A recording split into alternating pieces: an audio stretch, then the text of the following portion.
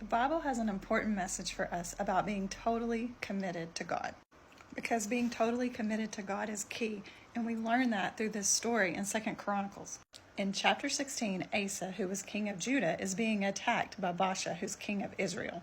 And instead of staying totally committed to God and trusting in faith that God would help him be victorious, instead, he makes a deal with Ben-Hadad. He took things into his own hands and gave Ben-Hadad gold and silver to help him defeat Israel. He chose to rely on human help instead of God's help. Last time that he was in a battle and depended on God, it was against Egypt, and they far outclassed him. They had more chariots and weapons, but he trusted in God, and God gave him victory. God was wondering, why didn't you ask me again? Why did you go with gold and silver to make a deal with a human? For some reason, our world thinks that power lies within having the most weapons or the strongest army or the most money. And the Bible tells us clearly it's foolish to rely on human help. And we need to let that sink in. Let me show you.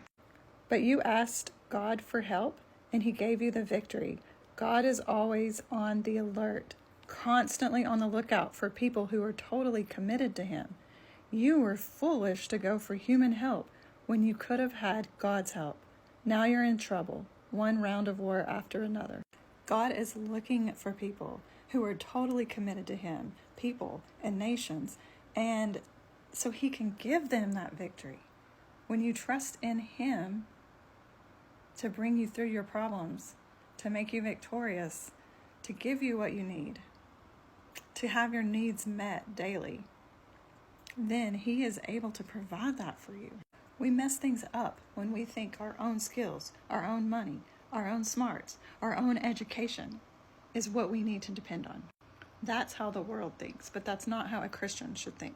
Once we completely trust him for our care and success, and we put him at the top of our heart, we make him more important, that's when our needs are met. When he's in control, all our needs will be met. And we have to give him that control by being totally committed in faith. And how do we do that? Our prayer life is really important. Our prayers are what connects us to God and keeps us feeling close spiritually to him. Just make time for him each day. Read his word.